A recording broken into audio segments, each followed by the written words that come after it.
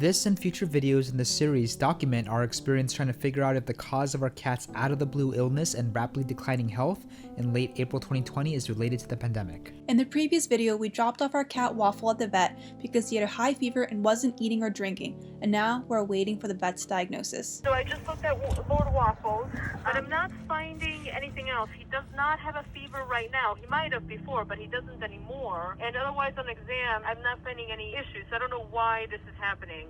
With the vomiting, how many times has he vomited? Twice in the past 48 hours. And the diarrhea, did that start first or after? I would say that probably started first, the past week, since Monday. Okay. I think the vomiting is probably nausea from the diarrhea. And then he stopped eating altogether yesterday and this morning, so he hasn't eaten anything, which is very unusual because he loves to eat. When is the last time he vomited? He vomited yesterday, I think it was the evening. Because anything can make them sick, basically, so we're kind of screening for everything. Something I have noticed, Dr. Penny, is his breathing has been more raspy, kind of like wheezy as well. I started noticing that earlier this week. So, hopefully it's just a gastroenteritis since the diarrhea started first, but there could be something else going on, so that's why we would do both testing. And then if the x-ray is clear, we treat him with some nausea medication, appetite stimulants, some fluids, since he's not eating, and antibiotics, and then the blood work I would have back tomorrow. Cost-wise, you're probably looking between $500 and $600 for everything. Also, is there any way if you can test them for the COVID-19 as well? Yes, I know that the lab, literally as of yesterday, just put out a test for it. I have no idea how much it costs. But yeah, I know we can definitely test for it. Can we test for it, Dr. Penny? Because Preston and I, we got really sick with some symptoms eerily similar to COVID-19 early February, and we were sick for about 2-3 weeks. We don't have any symptoms right now, mid-April, thank goodness. But ever since reading about the 2 cats that tested positive yesterday, now that labs are accepting it, it would be really great to see if we unfortunately transmitted it to Waffle. So even if we do the test, what does that mean? If it comes out positive, do they have special medication or treatments for cats? No, Oh. as far as I know, there's not. No, because the cats aren't as severely affected as people are, as people with the severe symptoms. I see. So the only difference in treatment, doctor, is what you're saying is we can just officially know if he has it or not, essentially. Basically. And what I'm looking at is, so the lab, they have a big red notice on their front page that literally says they have the COVID PCR test, which is a protein marker test, for pets available for rare cases in consultation with your public health authority. So I'm actually not even sure that we can test for it because I think you have to speak to somebody in public health first and get the okay to test it, probably because they have limited tests. Would that be up to the owner to call public health authority, Dr. Penny, or is it through our veterinarian, through you, that you would call the public health authority? No, I think I'm pretty sure it's through us. So like I said, they literally just posted this yesterday. So I have not had a chance to learn more about it, but they also say for rare cases. So rare cases where 3 criteria are met. So the 3 criteria are pets living in a household with a human who has tested positive for COVID. Pets that have already tested for other common infections where other infections have been ruled out, and pets that are symptomatic. But they only will test if the owners have already been tested. So they won't do it otherwise. This is the point where it's really frustrating because we were part of the first wave who got sick before the official New York State guidelines came out, and there was... No, I know. That's the thing. So they have the test, but they're only testing with people who have tested positive. Symptomatic pets from people who have already tested positive themselves. Without meeting that criteria, I literally can't test for it. Is it all 3 criteria, or is it one of the 3? No. They're saying where the 3 specific criteria below are met, meaning all 3 must be met. I'm 99% certain we had it. No, I know, but I'm saying it's out of my hands. Even the submission, they want proof. Yeah, no, they're being really hardcore about this. The thing is that, if it's COVID for him, it doesn't change really, anything. Aside from you being, honestly, you would have to be careful about handling him because if he has the virus, he could reinfect you with it. But yeah, no, they're so particular about how, now that I'm looking at it while I have you on the phone, they're being so particular about who they're willing to test and how.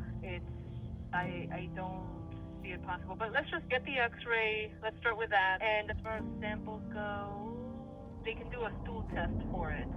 for animals with GI symptoms. So we're sending the stool sample out for testing for regular parasite screening, but they'll have the sample. So if anything, if tomorrow things are better, I can call the lab, depending on what the rest of the blood work shows. So we can't test them for today anyway, because they want to rule out other infections. Yeah. Like he may have a liver infection that's causing all of this. I've seen that a lot, where it starts with diarrhea, the bacteria travel up to the liver, and then they get nauseous from that. So I have seen that a lot, actually. I mean, it could be something like that. So they want to rule out other things before testing for COVID. So if anything, we'll send out the samples to the lab. If he's not better, if blood work's normal, I can call the lab, speak to them. They'll have the stool sample, so might be able to test it tomorrow, or maybe not, honestly. I have no idea. But we can try tomorrow after we do a screening first. Okay, so when can we pick him up? Well, he's not staying with us. I'm literally going to x-ray him. That takes about 5-10 minutes. Oh, okay. We'll give him the injections, the fluid, get the blood, and then we'll bring him out to you. So the whole thing will take probably about 15 minutes. Well, and then I guess while we're waiting for this sample, doctor, like, is there anything that we can do to help him, like, eat more or drink more in the time being? Yeah. I mean, I am going to give him injectable medication, so that should help him feel better and get his appetite going. But in the meantime, offer him any food, like anything to try to get him to eat. We know one of his favorite things is tuna juice, so should we try to entice him with tuna juice, put it in his cat food or something? Yeah, exactly. Okay. Or like baby food, Gerber's, the small jars, the plain beef, chicken, turkey, or ham. You can offer him cooked chicken or hamburger beef, as long as it's lean cut. So anything that you think he might like. There's Okay. a brand called Tiki, T-I-K-I. They make a mousse that comes in a pouch. Some cats love it, some don't. But things like that to entice him to eat. Thank you so Thank much. you so much for your help. We appreciate it. Of course, you got it. All right, we'll call you when everything's said and done, okay? Awesome. Okay, thank you, Dr. Penny. Yep, all right, bye-bye. Bye. At least he's gonna get an X-ray and stool sample, but it's still frustrating because we can't find out. At least, hopefully, we're hoping our pet cat can find out. Saga continues. Just living in the unknown. Do we have it? Do we not have it? We're pretty sure we had it. We just can't tell officially. And we can't do the antibody test because we haven't officially tested positive. So even if we wanted to help, we can't help. Anyway, first priority, just make sure Waff's okay. Hopefully, other symptoms come out negative, but we'll see. Well, we're gonna wait a little bit and see if the X-ray at least comes out okay. Yep. So everything's done, and your total for today is $657.22. Okay, sounds good. Okay, we'll be right out to the car. Okay, thank you. All right, no problem. Bye-bye. He's coming in. $600, take care of our son. Oh yeah, Hi. Hey, here you go. Thank you. Thank Oh, you he so looks much. So Oh good. my God. Oh, I appreciate it, guys. He had his head on my hand and he was just relaxing. Oh, Lizzie. He made me feel love. Oh. Stay safe. Okay, bye. Thank you so much. Thank you. Hey, Woofs. Hi, baby. Hi, baby. Just take a rest, okay? All right, good boy. Good boy. Oh, he's breathing really heavily. Oh my gosh, he's breathing so fast. Alfie, are you okay? What is going on? His whole abdomen is just moving like rapidly, trying to breathe. I'm gonna take you out, okay?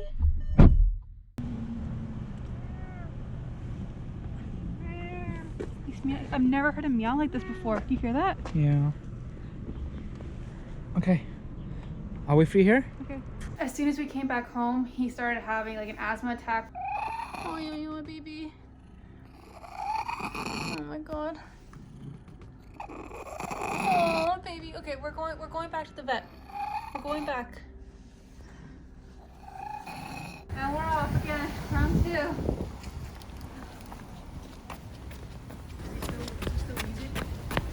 He was when we left the apartment. Hi. Round 2. Oh, baby. How you doing? He's just meowing a lot right now. That was a lot? Yeah. I've never heard him meow like this because he doesn't meow, he chirps. Okay. Oh my god. Okay.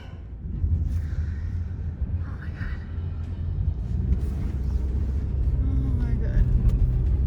Oh my god. Doing this again. Just got home. He started doing these like weird meows. I heard the wheezing over the phone. Oh my god, I've never heard him cry like this before. What's going on right now? We did this exact route how many hours ago? now 2 o'clock and all this traffic. Oh my gosh. Back at the cat doctor. Call him again. We're here.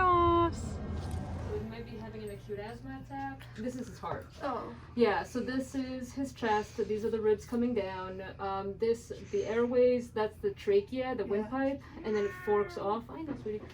And then this is basically these lines are a combination of airways and blood vessels. Yeah. So it does look a little bit fuzzier than it did earlier today. So that can be a sign of actually inflammation. Or a little bit of fluid in the lungs, so I treated for both. I gave him a low dose of a diuretic and a low dose of an anti-inflammatory. So that's actually really interesting because when we were both sick, Yeah. we especially when, I mean, I don't know for sure I had coronavirus in February, Right. but like I had fluid in my lungs as well. Like I could. But there's not like, it's so subtle. Yeah. It's not a tremendous amount. Even what I'm seeing really shouldn't be causing labor breathing. That's the thing. I did forget to mention earlier, he does have a couple of spots of mineralization. That's his kidney. Okay. That's common in older cats. I'm not worried about it. We see that a lot. And then he also has lower spine arthritis. Oh no. Yeah, so that's, we see that also a lot in older cats. So I'm wondering if it's pain, because pain can also make them breathe heavy. This is the x-ray we just took. I'm just going back to the x-ray from earlier. So right there, that's arthritis. So normally the edges of the spine kind of, there's a little gap between the two, and here, this ridge of bone right here. It's knocking into. Exactly. So it's just arthritis. So again, this is super common in older cats. The rest of the spine actually looks really good. It's just the lower spine. So cats with this tend to have a little bit of trouble jumping onto things. Okay. So I would recommend using like pet steps so they can walk on and off the bed without having to jump. And then on this view, this is what I had mentioned earlier, this little spot. Okay. But it's so well defined, and then I took another x-ray. We literally just moved him up. And you can't really see it distinctly. So I think it might just be a combination of blood vessels that are, and lymph nodes that are in this area, creating this effect on the other x-ray, because it's not even as obvious on this one. But even here, like, it doesn't really see anything. So yeah, so I gave him pain medication. Oh my boy. A low dose of a diuretic and an anti-inflammatory, just to give that a chance to kick in. Do you know why he's meowing though? That might also be stress. And I gave him an appetite stimulant that can make them meow more. I had given him before, earlier today. I'm sorry. Oh no. Oh yeah. Because like this kind of meowing, he's never done this. Like his meows are like chirps. Yeah. I always thought there's something wrong with him because he doesn't know how to meow. It's the first time I ever heard him like give legitimate cat meow. So the meow now, I don't know if it's stress or the appetite stimulant we had given earlier, because that can make cats vocalize more. Hey mom. But I did check him with the machine, and his oxygen levels were reading between 98 and 100, which is totally normal. Okay. Anything above 96 is good. So I don't think he needs oxygen. He's breathing a little faster, but I don't think he's in acute distress. Okay. And then, so what we'll do is I did call the lab though, and I did add on, just for my own interest, a heart test. Okay. It's a pro-BNP, it's an enzyme test. Basically, the heart produces this enzyme pro-BNP. We can measure it. If it's high, then he may have underlying heart disease. Oh no. Yeah. Let me see how he's breathing. Yeah, it's a little bit fast, but it's definitely not labored. Not with effort. Yeah. Do we need to be concerned about his lungs then? Well, You said there's a little inflammation. there's only a little bit. I mean, at this point, no. I was gonna say no, actually, because it's so slight. That's why I wasn't even gonna send you home with medications, because I'm not even sure at this point what he's got. But the blood work I wouldn't have back until tomorrow. Usually the heart test I don't have until like late afternoon, but I would have everything by tomorrow evening for sure. So should we call maybe like in the tomorrow afternoon or in the evening, or would you? Well, I'll call you. Okay. Yeah, I'll call you. Now, call first thing in the morning if he's not right. Yes. But yeah, even now his breathing is calming down. Any kind of breathing issue, we usually have you just bring them back or bring them in. Period. Because you kind of don't want to mess around with that. But he looks good now. I think he's okay to. I think it's okay to go home, because he was even like before we did anything, he was oxygenating well. All right. Well, I'll send the extra stool sample out to the lab. The lab already picked up. Okay. So I already called and I added on the heart test as soon as I got off the phone with you. Actually. Yeah. But I still won't have that until tomorrow anyway. But yeah, we'll send the extra stool samples. So this way, if depending on how he's doing tomorrow, I'll call the lab. I'll talk to them about doing a COVID test. Okay. Depending on what the blood work shows, how he's doing, that kind of thing. All right. Oh, thank you so much, doctor. It was so scary. No, it is. Breathing trouble is. It has been a whirlwind day, but the most important thing is I think Waffle is feeling better. We'll be hearing back again from a veterinarian tomorrow afternoon about what the results are. In the meantime, we are going to try to see if we can get his appetite up, also see if he's going to drink anything. The vet recommended we feed him some human baby food, so just anything to really entice him to eat some more, because he hasn't eaten for 2 days and he hasn't drinking anything for 2 days either. So we have 3 different types of food that we got him. The first one is Gerber's chicken and sweet potato baby food. You don't want it? That did not work. Harvest vegetables with chicken and quinoa. Why are you teasing us, Wops? Come on, buddy. Come on. No. Final attempt is tuna juice. He loves tuna juice. So if he doesn't eat this, there's something seriously wrong. I hope that's not the case. Can't tell. Is he eating it? No, he's not.